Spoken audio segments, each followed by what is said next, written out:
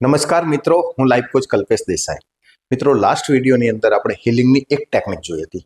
આજે આપણે હિલિંગની second technique જોઈશું. અને આ ટેકનિક એટલે એક્સેપ્ટન્સ. એક્સેપ્ટન્સ એટલે કે સ્વીકારવું. આપણી અંદર સ્વીકારવાની ભાવના જેટલી વધુ ને વધુ આપણે પ્રબળ કરીશું એટલું વધારે આપણે હાઈ એનર્જી સાથે જીવી શકીશું. મિત્રો, ઘણીવાર આપણે ઘણી બધી બાબતોને સ્વીકારી નથી શકતા. આપણી પાસે જે કંઈક છે એને પણ આપણે નથી સ્વીકારતા. આપણે આપણા આસપાસના વાતાવરણને પણ આપણે નથી સ્વીકારતા. અરે, આપણે તો પોતાને પણ હજુ સુધી સ્વીકારી નથી શક્યા. આપણી હાલની જે કંઈક પરિસ્થિતિ છે એ પરિસ્થિતિને પણ આપણે આજ સુધી હૃદયથી સ્વીકારી નથી શક્યા. અને નથી સ્વીકારી શક્યા એને કારણે આપણે હાઈ એનર્જી સાથે જીવી નથી શક્યા. આપણે ઘણા કામોને જે લેવલથી, જે હાઈ એનર્જી સાથે, જે એફિશિયન્સી સાથે આપણે કરવું જોઈએ તે પણ આપણે નથી કરી શકતા. અને જે પરિણામો આપણને પ્રાપ્ત થવા જોઈએ તે પણ આપણે પ્રાપ્ત નથી કરી શકતા. આપણી અંદર ગુસ્સો હોય છે, ડર હોય છે, ઈર્ષ્યા હોય છે, નફરત હોય છે. આનું એકમાત્ર કારણ છે કે આપણી અંદર એક્સેપ્ટન્સ નથી. આપણે જેટલું વધારે ને વધારે એક્સેપ્ટન્સની ભાવનાને કેળવીશું અને એનું લેવલ જેટલું ને વધુ આપણે વધારીશું એટલી વધારે ને વધારે હાઈ એનર્જી સાથે આપણે જીવી શકીશું. અને બહારના વાતાવરણની અંદર જે કંઈક છે એને સ્વીકારવાની ભાવના જો આપણી વધારે આપણે કેળવી લઈશું તો આપણે ખૂબ જ પ્રેમ, દયા, કરુણા, શ્રદ્ધા, વિશ્વાસ, ખુશી અને આનંદની સાથે જીવી શકીશું.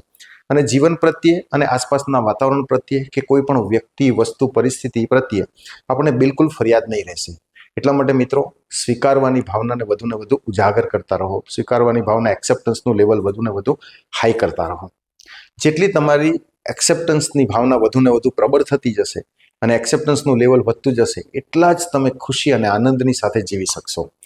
મિત્રો, આજથી હવે નક્કી કરો કે હું આસપાસમાં જે કંઈક મારી પાસે ભગવાને મને જે કંઈક આપ્યું છે એનો હું સહજપણે સ્વીકાર કરીશ.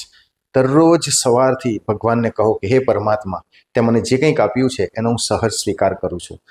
હું સ્વનો સ્વીકાર કરું છું. હું મારા પરિવારનો સ્વીકાર કરું છું. મને જે કંઈક ધન સંપત્તિ તમે આપી છે, જે કંઈક સુખ સગવડો આપી છે, જે કંઈક પરિસ્થિતિ આપી છે, જે કંઈક વસ્તુઓ મને આપી છે, આ દરેકનો હું સહજપણે સ્વીકાર કરું છું. હે પરમાત્મા, તે મને જે કંઈક આપ્યું છે એનો હું સહજપણે સ્વીકાર કરું છું. આવી ભાવના વધુ ને વધુ વ્યક્ત કરતા રહો. જેટલી વધુ વખત તમે પરમાત્માની સાથે સ્વીકારવાની ભાવનાને કેળવતા રહેશો અને આ રીતે કહેતા રહેશો એટલી તમારી એક્સેપ્ટન્સની ભાવના વધુ ને વધુ પ્રબળ થતી જશે અને તમે હાઈ એનર્જી સાથે જીવી શકીશો. તમારા મનની અંદર આ જેટલી એક્સેપ્ટન્સની ભાવના વધુ પ્રબળ થશે ને એટલી નેગેટિવિટી દૂર થશે. તમારી અંદરથી ડર બિલકુલ નીકળી જશે, રિજેક્શન નીકળી જશે, રેઝિસ્ટન્સ નીકળી જશે, ગુસ્સો નીકળી જશે, ઈર્ષ્યા, નફરત આ બધું જ નીકળી જશે અને તમે એકદમ આનંદથી, પ્રેમથી જીવી શકીશો.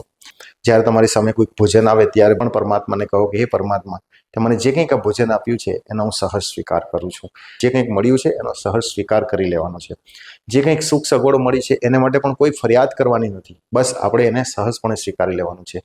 ઘણા લોકો એને સ્વીકારી નથી શકતા અને ફરિયાદો જ કરતા રહે છે. એને કારણે આંતરિક દુનિયાની અંદર ડર, ઈર્ષ્યા, નફરત, ગુસ્સો આ બધી નેગેટિવ લાગણીઓ એટલી બધી હદે વધી જાય છે કે પછી આસપાસનું સારું વાતાવરણ પણ એમને ખરાબ લાગવા માંડે છે. તો એક ઉદાહરણ હું તમને આપવા માંગુ છું. મારા જે એક મિત્ર છે એ મિત્રનો સ્વભાવ એટલો બધો રિજિડ હતો અને એટલો ડોમિનેટિંગ હતો કે એમના પરિવારની અંદર જે કંઈક વ્યક્તિઓ છે એ વ્યક્તિઓને તેઓ સ્વીકારી નહીં શકતા હતા. ખૂબ જ હાઈ પોસ્ટ ઉપર એક ખૂબ સરસ મજાની કંપનીની અંદર તેઓ જોબ કરતા હતા. એમની પત્ની પણ એજ્યુકેટેડ, એમના 2 બાળકો અને એમના પેરેન્ટ્સની સાથે તેઓ રહેતા હતા. પરંતુ એમનો ડોમિનેટિંગ નેચર એ ઓફિસમાં જે હતો તે જ નેચર સાથે તેઓ ઘરમાં પણ વર્તન કરતા હતા અને એને કારણે કોઈને સ્વીકારી ન શકતા હતા. અને હું જેમ કહું તે પ્રમાણે જ ઘરમાં થવું જોઈએ એવી એમની એક જીદ હતી અને એને કારણે આજે એમના ડિવોર્સ થઈ ગયા છે. આજે એમની સાથે કોઈ નથી, તેઓ એકલા જ રહે છે અને એમને કેન્સર ડિટેક્ટ થયું છે. તો એક્સેપ્ટન્સ ન હોવાને કારણે એમની આ પરિસ્થિતિ થઈ છે. તો આપણે પણ જો કોઈ વસ્તુ કે પરિસ્થિતિને સ્વીકાર ન કરી શકીએ ને મિત્રો, તો આપણી પણ આવી ગંભીર પરિસ્થિતિ થઈ શકે છે. એટલા માટે કહું છું કે સ્વીકારવાની ભાવના વધુ ને વધુ કેળવતા રહો. મિત્રો, ભગવાને દરેકને અલગ અલગ પરિસ્થિતિ આપી છે અને આ જે કંઈક પરિસ્થિતિ આપી છે એ પરિસ્થિતિને આપણે સ્વીકારી લેતા શીખવું જરૂરી છે. જો આપણે સ્વીકારી લઈશું ને તો જ આપણે આનંદથી જીવી શકીશું. જ્યાં સુધી આપણે આપણી હાલની પરિસ્થિતિનો સ્વીકાર ના કરીએ ને ત્યાં સુધી આપણે ખુશ ના રહી શકીએ. આજે દુનિયાની અંદર જેટલા પણ વ્યક્તિઓ દુઃખી છે, જેટલા પણ વ્યક્તિઓ જીવન પ્રત્યે ફરિયાદો કરતા રહે છે, એ બધા જ વ્યક્તિઓમાં સ્વીકારવાની ભાવનાનું લેવલ એકદમ જ નીચું છે. અને જે વ્યક્તિઓ ખુશ છે, આનંદિત છે, તે વ્યક્તિઓની અંદર સ્વીકારવાની ભાવના ખૂબ જ પ્રબળ છે. એને કારણે તેઓ કોઈ પણ પરિસ્થિતિની અંદર ખુશી અને આનંદથી જીવી શકે છે. તો મિત્રો, ભગવાને આપણને જે કંઈક પરિસ્થિતિ આપી છે એ પરિસ્થિતિને સ્વીકારો. જે કોઈ આપણી આસપાસની જેટલી પણ વ્યક્તિઓ છે એ દરેક વ્યક્તિઓને પણ એમની ખૂબીઓ અને ખામીઓની સાથે સ્વીકારી લો. મને એક વાત કહો મિત્રો, આપણી અંદર ખામીઓ હોય છે કે નહીં હોય છે ને? બરાબર. આપણને લોકોએ સ્વીકાર્યા છે કે નહીં આપણી ખામીઓની સાથે? તો આપણે પણ લોકોને એમની ખામીઓ સાથે સ્વીકારવા પડશે કે નહીં સ્વીકારવા પડશે? રાઈટ. તો આપણે આપણી આસપાસ જેટલા પણ લોકો છે, પપ્પા મમ્મી ભાઈ બહેન પતિ પત્ની મિત્રો સંબંધીઓ કર્મચારીઓ, દરેક વ્યક્તિઓ આપણી આસપાસ જેટલા પણ આપણા સર્કલની અંદર લોકો છે એ દરેક વ્યક્તિઓ જેવા છે તેવા એમને સ્વીકારી લો. સ્વીકારવાથી પરિવર્તન લાવી શકીશું, પરંતુ જ્યારે આપણે એમને સ્વીકારીશું નહીં અને એમની સાથે એક ડિસ્ટન્સ રાખીશું તો આપણે એમની અંદર પરિવર્તન નહીં લાવી શકીશું. એટલા માટે સ્વીકારવાની ભાવના વધુને વધુ પ્રબળ કરતા રહો. અને ભગવાને જે કંઈક પરિસ્થિતિ આપી છે એ પરિસ્થિતિનો પણ સ્વીકાર કરો, કારણ કે કોઈ પણ પરિસ્થિતિ હંમેશા રહેતી નથી.